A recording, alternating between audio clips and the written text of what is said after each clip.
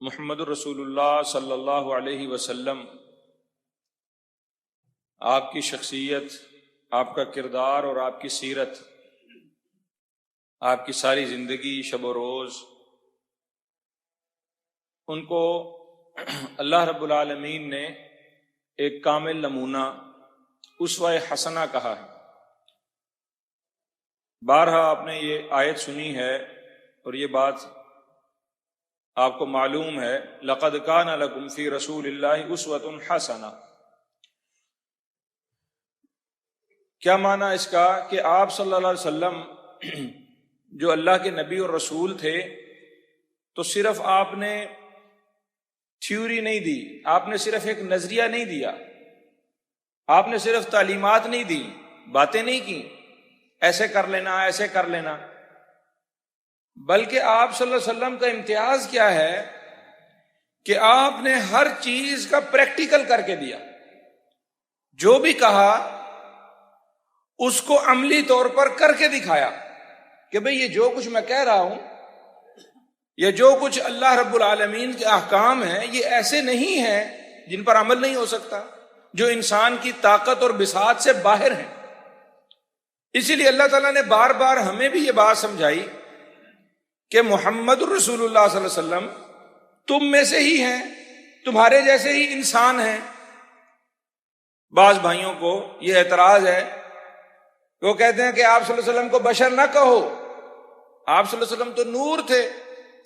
اگر یہ بات بھی مانی جائے تو پھر یہ اعتراض آئے گا کہ جب اللہ کے نبی تو نور تھے، وہ تو فرشتہ تھے یا فرشتوں جیسے تھے، ان میں کچھ اضافی اللہ تعالیٰ نے کچھ ان کو اضافی دی تھی طاقت اور یہ، تو پھر وہ کہے گا کہ بھئی ہم تو نبی صلی اللہ علیہ وسلم جیسے نہیں ہو سکتے، پھر تو اسوہ حسنہ نہیں ہو سکتے، کیونکہ وہ تو ہم جیسے نہیں تھے۔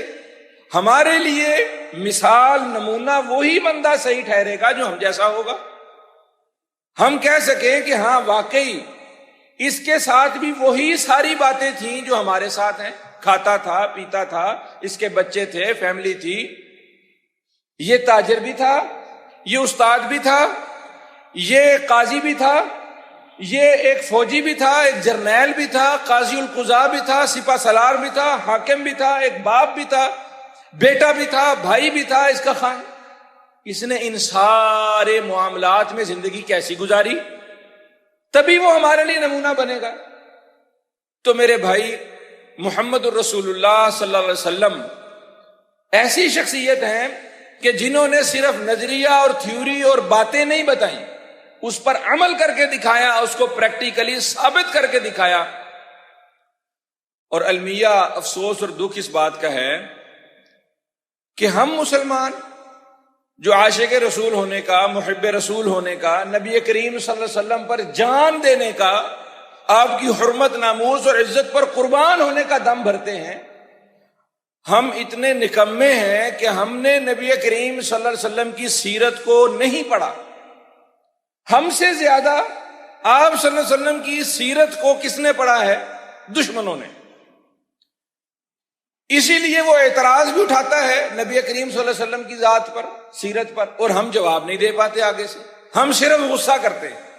جب بھی آپ صلی اللہ علیہ وسلم کے خاکے چھاپے جاتے ہیں، ان کے پیچھے کوئی نظریہ ہوتا ہے، کوئی وجہ ہوتی ہے دشمنوں کی طرف، عیسائیوں یہودیوں کی طرف، ہم ان خاکوں کے جواب میں، ان کی ہرزہ سرائی کے جواب میں، ان کی توہین کے جواب میں ہم بات دلیل سے نہیں کر سکتے، ہم صرف غصہ کرتے ہیں، احتجاج کرتے ہیں، ہڑتالیں کرتے ہیں، مظاہرے کرتے ہیں، نعرے مارتے ہیں۔ کیوں؟ کہ ہم نے اپنے نبی صلی اللہ علیہ وسلم کی سیرت کو اس قدر گہرائی سے نہیں دیکھا جتنا ان دشمنوں نے دیکھا۔ آج اگر دنیا میں یہودی کامیاب ہے، عیسائی کامیاب ہے، انگریز دنیا میں کامیاب ہیں، وہ جن اصولوں پر، جن باتوں پر انہوں نے اپنی زندگیوں کو، جو ایس او پیز، جو کے پی آئیز انہوں نے اپنے لیے متعین کر رکھی ہے، کہاں سے لیے؟ جو قوانین اور جو اصول انہوں نے اپنی انفرادی اور اجتماعی زندگیوں میں لاگو کر رکھے ہیں، وہ مانے یا نہ مانے، یہ وہی باتیں ہیں جو نبی کریم صلی اللہ علیہ وسلم نے ہمیں 1400 سال پہلے دی۔ آج عیسائی کامیاب، اللہ اکبر۔ میں ایک کتاب کا مطالعہ کر رہا ہوں، محمد فی اعینہم، کہ وہ کتاب بڑی ضخیم کتاب ہے، اردو ترجمے بھی اس کے آ گئے ہیں.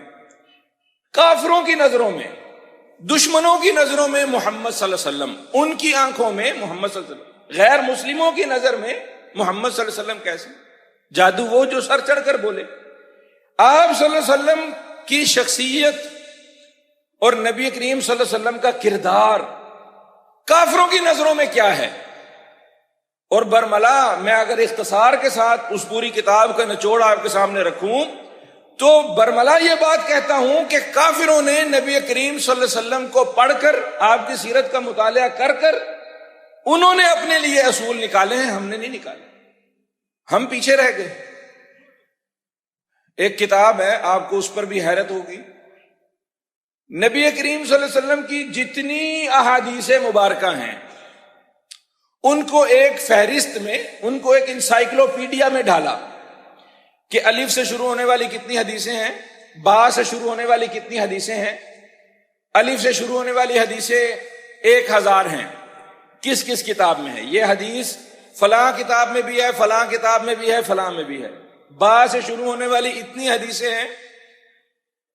یہ جو فہرست اور انسائکلوپیڈیا ہے یہ ایک محیر العقول بات ہے کہ نبی کریم صلی اللہ علیہ وسلم کی تمام احادیث کے ذخیرے کو اس ترتیب سے جمع کر دینا کہ کوئی بندہ بھی آپ صلی اللہ علیہ وسلم کی حدیث کا کوئی ایک لفظ بھی لے، انما الاعمال بالنیات، الف سے انما شروع ہو رہا ہے، الف سے الاعمال اور با سے بالنیات. آپ ایک لفظ کو لیں، اس لفظ کو آپ تلاش کرنا چاہیں کہ یہ لفظ اور کس کس حدیث میں آیا ہے اور یہ حدیث کس کس کتاب میں ہے. مجھے اب وہ نام ذرا ذہن میں بھول رہا ہے کہ وہ کتاب کا نام یا معجم المفارس ہے یا اطراف الحدیث. یہ مرتب کس نے کیے؟ ایک عیسائی نے. اتنا بڑا کام حدیث کا، نبی کریم صلی اللہ علیہ وسلم کی احادیث کو جمع کرنے کا اتنا بڑا کام، اور اس دور میں کیا جب گوگل نہیں تھا، جب یہ مکتبے نہیں تھے اور جب یہ کمپیوٹر نہیں تھا.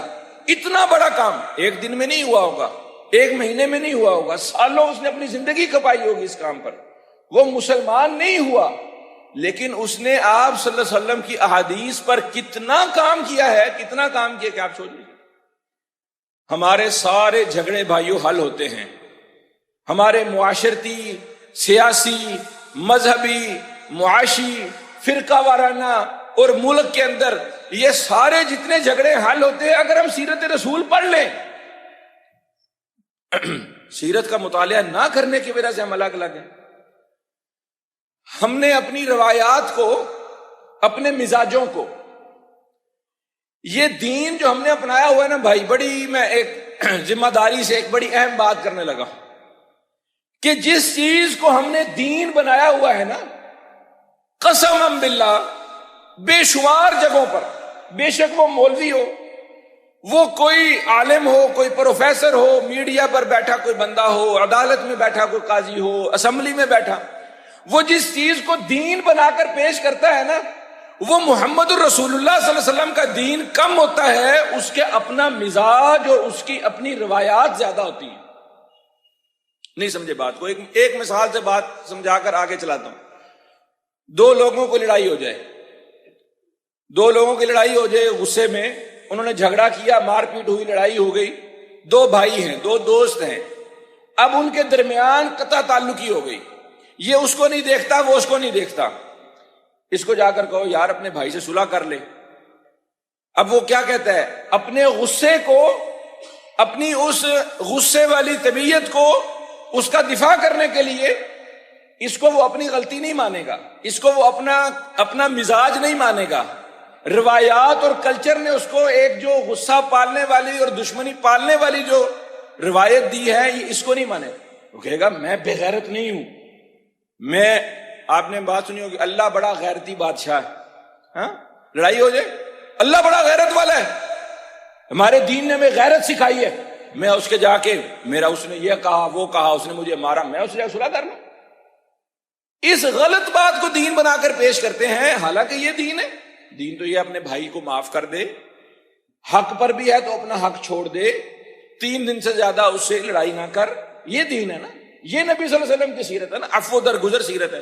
لیکن ہم نے اپنے مزاج کو، ہم نے اپنی پسند کو، اپنے معاشرتی کلچر کو، اپنی برادری کنبے قبیلے کی روایات کو. ایک اور بات سمجھیں، جہیز کا مسئلہ ہے ہمارا معاشرتی مسئلہ ہے. ایک بندہ جہیز نہیں دے سکتا، جہیز اپنی استطاعت کے مطابق دیتا ہے. اپنی بیٹی کو، اپنی بہن کو رخصت کرتے وقت کوئی چیز دینا چھوٹی موٹی، کوئی اس کو کپڑے دے سکتا ہے، کوئی اس کو مطالبہ کرنا غلط ہے. مرد کی طرف سے کوئی جہیز کا کوئی مرد وہ مطالبہ کرے کہ بھئی مجھے گاڑی بھی دو، فریج بھی دو، اے سی بھی دو، موٹر سائیکل بھی دو، اتنے پیسے بھی دو، یہ تو غلط ہے. یہ تو ہر بندہ کہے گا بغیرتی ہے، یہ تو جہالت ہے، یہ تو ہر لحاظ سے غلط ہے. لیکن اگر کوئی باپ، کوئی بھائی اپنی بہن کو رخصت کرتے وقت ہدایہ دے کر، اس کو کچھ تحفے تحائف دے کر، اس کو عزت کے ساتھ رخصت کرے کہ بہن تو اپنے نئے گھر میں جا رہی ہے، بیٹی تو اپنے نئے گھر میں جا رہی ہے، یہ میری طرف سے ہدیہ رکھ لے، کیا کباہت ہے اس میں؟ نبی کریم صلی اللہ علیہ وسلم نے بھی حضرت فاطمہ کو دیا جو تھا.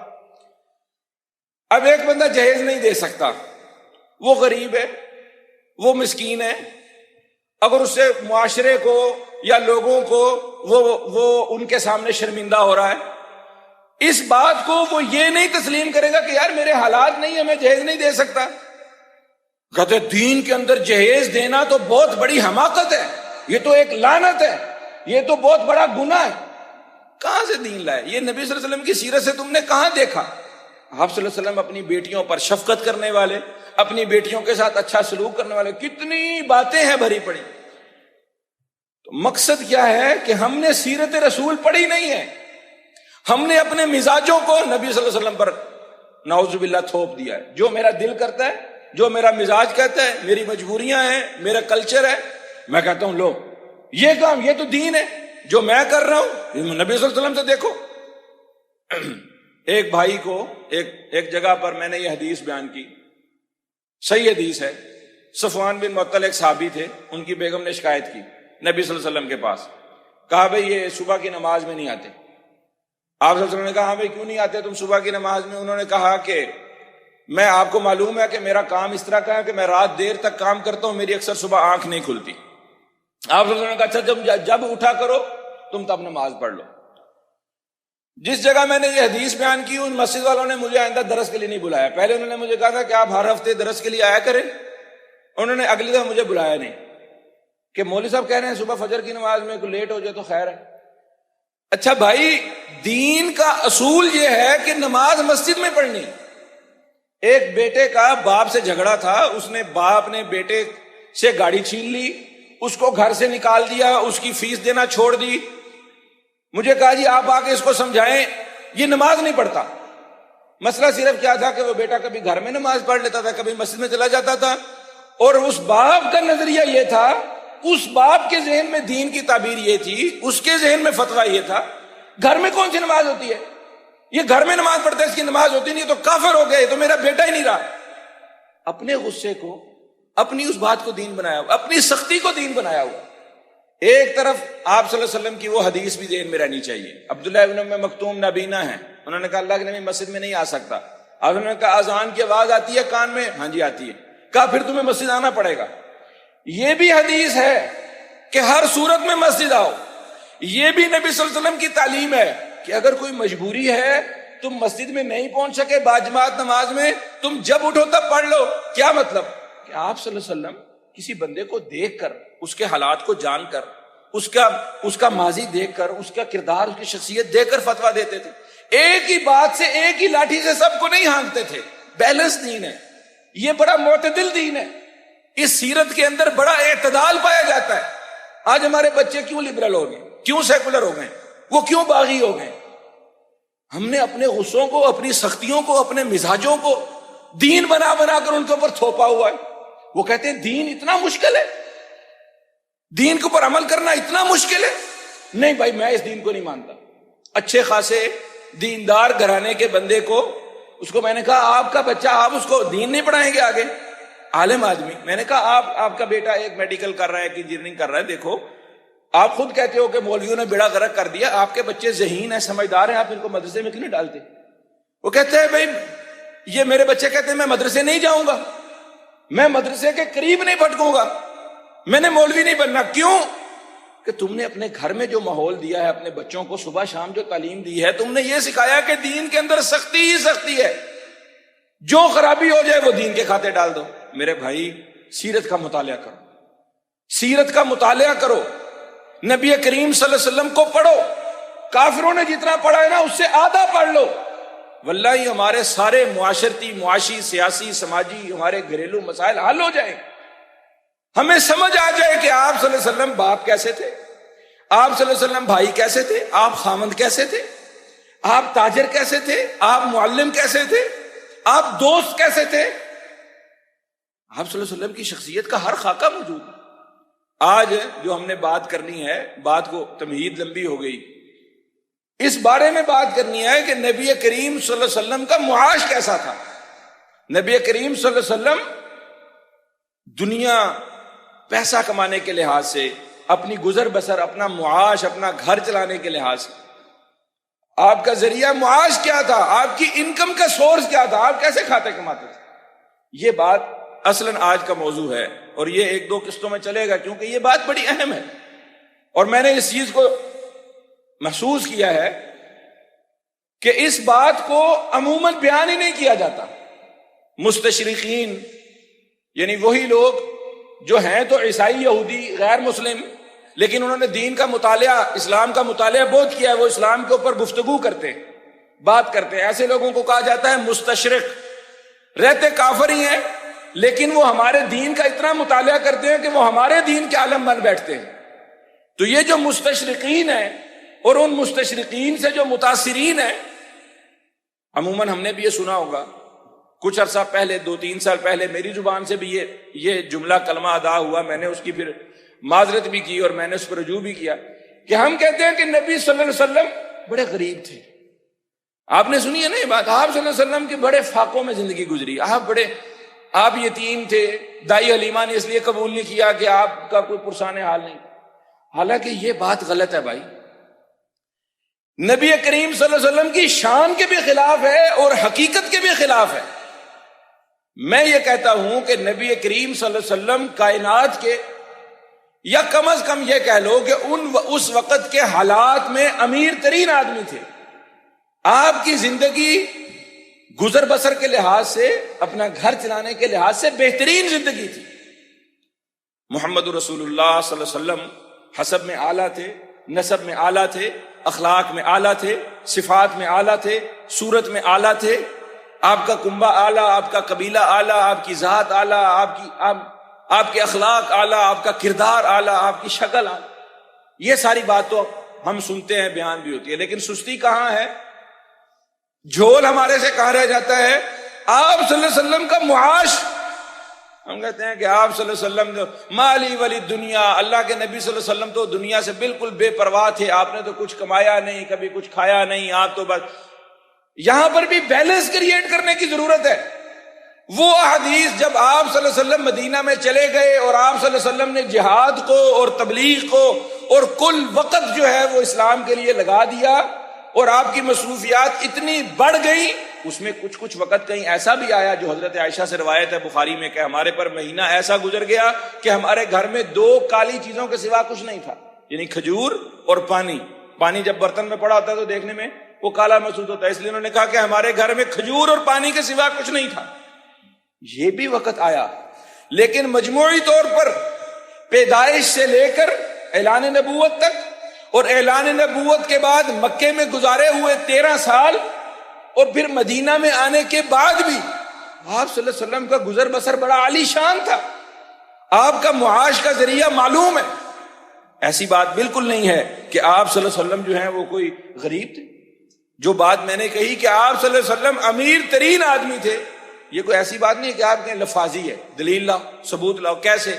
آپ صلی اللہ علیہ وسلم کے خوشحال ہونے کا، آپ کے دولت مند ہونے کا، آپ کے امیر ہونے کا کیا ثبوت ہے؟ دیکھو بھائی، دادے کو دیکھو. عبد المطلب سے بات شروع کرو. عبد المطلب، آپ صلی اللہ علیہ وسلم نے خود کہا انا ابن الذبیحین، میں 2 ذبیحوں کی اولاد ہوں. کیسے؟ ایک اسماعیل علیہ السلام، اللہ کے نام پر ان کو ذبح کیا گیا، اس کی جگہ مینڈا آ گیا، اس لیے ان کا لقب پڑا ذبیح اللہ. پھر دوسرا عبد المطلب نے وہ زمزم کا کنواں پاٹنے کا ارادہ کیا، اس کو بند کرنے کا ارادہ کیا، لمبا واقعہ ہے، تو لوگوں کا مخالفت ہوئی، تو عبد المطلب نے یہ فیصلہ کیا کہ مجھے افرادی قوت، اگر اللہ مجھے افرادی قوت دے دے، بیٹے دے دے، اللہ مجھے 10 بیٹے دے دے، تو میں 11واں منت مانی کہ میں اللہ کی راہ میں قربان کروں گا۔ تو اللہ تعالیٰ نے 10 بیٹے دے دیے عبد المطلب کو، 11واں بیٹا ہوا عبداللہ، نبی صلی اللہ علیہ وسلم کے والد۔ اب منت کے مطابق عبداللہ کو ذبح کرنا تھا، اللہ نے 10 بیٹے دے دی، ذبح کرنے کے لیے لے گئے، تو حضرت عبداللہ کے جو ماموں تھے ننہال، وہ رکاوٹ کھڑی کر دی، انہوں نے کہا کیوں بھائی، ماں ہے نا، تو ماں نے کہا بھائی یہ دیکھو دیکھو یہ بیٹے کو ذبح کرتا ہے، اس کو روکو۔ انہوں نے کہا بھائی اس کو ذبح نہ کرو، کوئی اور حل سوچو۔ اچھا کیا کریں؟ وہ بھائی بڑے عالم، وہ کوئی خاتون ہے، وہ حرافہ ہے، وہ بڑی جو ہے نا وہ اس طرح اس کے پاس چلتے ہیں، مشورہ لیتے ہیں، جا کے اس سے پوچھا، اس نے کہا ایسا کرو، اس وقت 10 اونٹ دیت ہوتے تھے، کوئی بندہ قتل ہو جائے تو اس کے بدلے 10 اونٹ دیے جاتے تھے۔ نے کہا پرچی ڈال لو، قرعہ ڈال لو، ایک پرچی پر 10 اونٹ لکھو، ایک پرچی پر عبداللہ کا نام لکھو، پرچی نکالو، 10 اونٹ ذبح کر دینا، اور 10 پرچی نکالی گئی، عبداللہ کا نام نکلا۔ اچھا بھائی 10 اونٹ اور بڑھا دو، پھر پرچی نکالی گئی، عبداللہ کا نام نکل آیا، 10 اونٹ اور بڑھا دو، 30 40 50 60 70، جب 100 اونٹ ہو گئے تو پھر اونٹ نکلے۔ عبداللہ نبی صلی اللہ علیہ وسلم کے والد، ان کی جان بخشی کس بات پر ہوئی کہ ان کے بدلے 100 اونٹ قربان کیے جائیں۔ عبد المطلب نے اپنے بیٹے کی منت پوری کرنے کے لیے کتنے اونٹ قربان کیے؟ 100 اونٹ۔ 1 لاکھ روپے کا بھی اونٹ لگاؤ، آج کے دور میں سستے سے سستا اونٹ 1 لاکھ روپے کا بھی لگاؤ، 100 اونٹ کتنے کے بنے ہوئے؟ جو بندہ ایک وقت میں 1 کروڑ روپیہ بہا رہا ہے وہ غریب ہوگا؟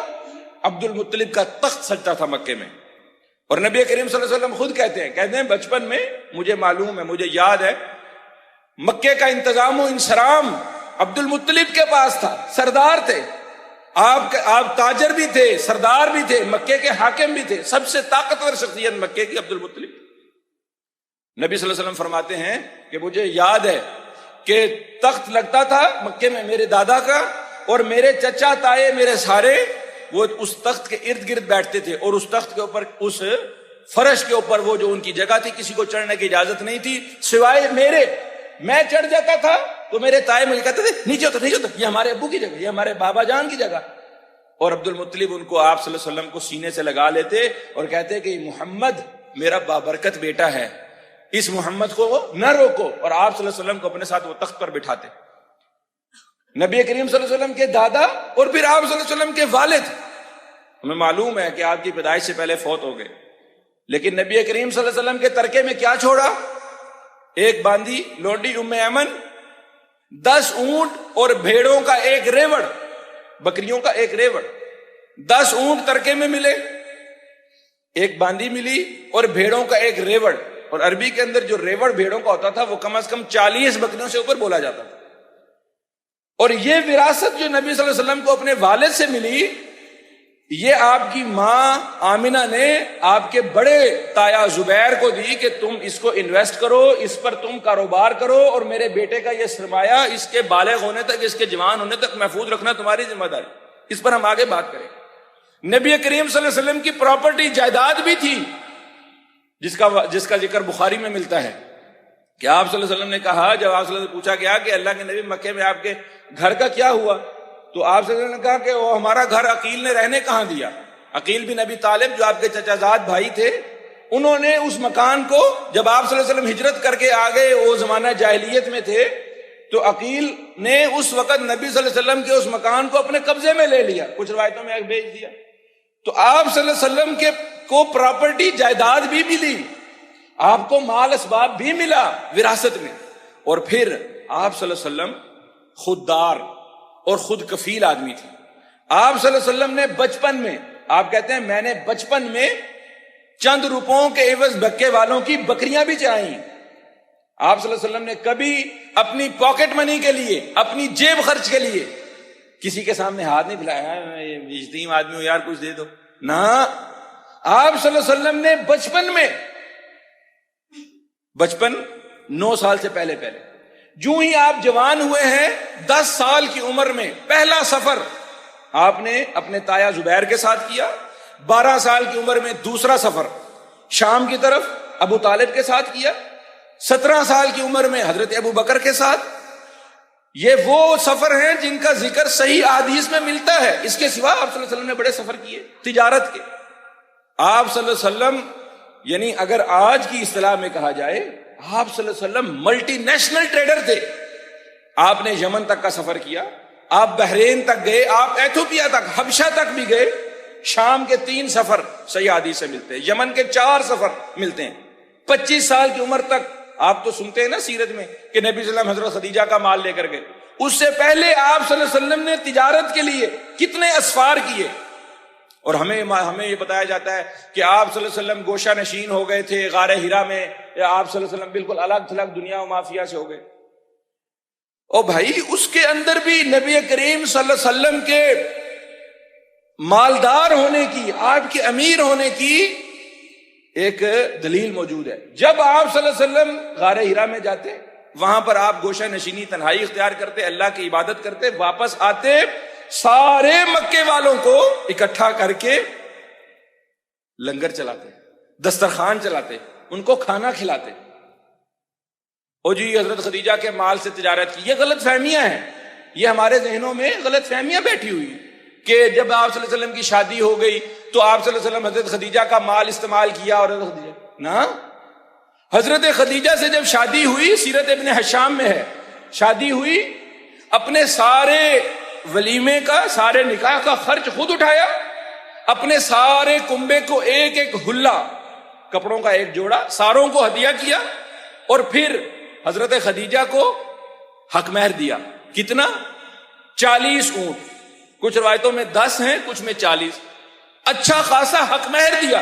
اور حضرت خدیجہ کے ساتھ جو آپ صلی اللہ علیہ وسلم کی پارٹنرشپ تھی، آپ صلی اللہ علیہ وسلم کے پارٹنرز بھی بہت سارے تھے، اب حضرت ابو بکر بھی تھے، ابو سفیان بھی تھے، عبداللہ بن ابی سامہ بھی تھے، ایک ابی صاحب بھی تھے۔ بعد میں اسلام قبول کرنے کے بعد بحرین سے قافلہ آ رہا ہے، آپ سے کہہ رہے ہیں اچھا وہ بحرین کے وفد آیا عبد قیس کا، اچھا تم بحرین کے اس علاقے سے ہو، آپ کو کیسے معلوم؟ ہاں میں وہ بحرین گیا تھا مال تجارت لے کر۔ بعد میں شام سے قافلے آ رہے ہیں اسلام قبول کرنے، تو آپ صلی اللہ علیہ وسلم نے دنیا دیکھی تھی، آپ صلی اللہ علیہ وسلم نے سفر کیے تھے، آپ کا ایکسپیرینس تجارت کے ساتھ آپ نے ساری دنیا کا ایکسپیرینس لیا۔ تو میرے بھائی آپ صلی اللہ علیہ وسلم ایک کامیاب ترین تاجر تھے۔ وہ صفات آپ صلی اللہ علیہ وسلم کی اپنی جگہ ہیں، صادق اور امین ہونے کی، لیکن آپ صلی اللہ علیہ وسلم کی تجارت، اور اس تجارت کے اندر ہر طرح کا پہلو ہے کہ آپ نے اجرت پر بھی کام کیا ہے، آپ نے مزاربت پر بھی کام کیا ہے، آپ نے صرف لوگوں کا مال لے کر اس پر بھی کام کیا ہے، آپ نے اپنا مال لوگوں کو دے کر بھی بھیجا ہے کہ میرا مال لے جاؤ، جا کے اس پر تجارت کرو۔ اور ہر بندے نے، مدینہ میں ابھی صاحب آئے اسلام قبول کیا تو آپ صلی اللہ علیہ وسلم نے کہا مجھے پہچانتے ہو؟ انہوں نے کہا بالکل، کیوں نہیں جانتے، آپ میرے شریک تھے، فنعم الشریک، اور آپ کتنے اچھے پارٹنر تھے، میں آپ کو بڑے اچھے طریقے جانتا ہوں۔ بہت ساری باتیں ہیں، انشاءاللہ اگلے جمعہ میں انشاءاللہ اس بات کے اوپر ہم مزید بات کریں گے کہ آپ صلی اللہ علیہ وسلم بحیثیت تاجر، آپ کا کردار، آپ کی شخصیت کیا تھی، اور آج ہمیں آپ صلی اللہ علیہ وسلم کی سیرت میں سے بحیثیت تاجر کن چیزوں کو اپنانے کی ضرورت ہے جو ہمارے ایک پوری قوم کا المیہ ہے کہ ہم ہر وقت روتے دھوتے ہیں بے روزگاری پر، ہم ان مسائل پر، غربت پر، افلاس پر۔ اس کا حل نبی کریم صلی اللہ علیہ وسلم کی سیرت سے انشاءاللہ ہم نے تلاش کرنا ہے۔ اللہ رب العالمین سمجھنے کی، عمل کرنے کی توفیق عطا فرمائے۔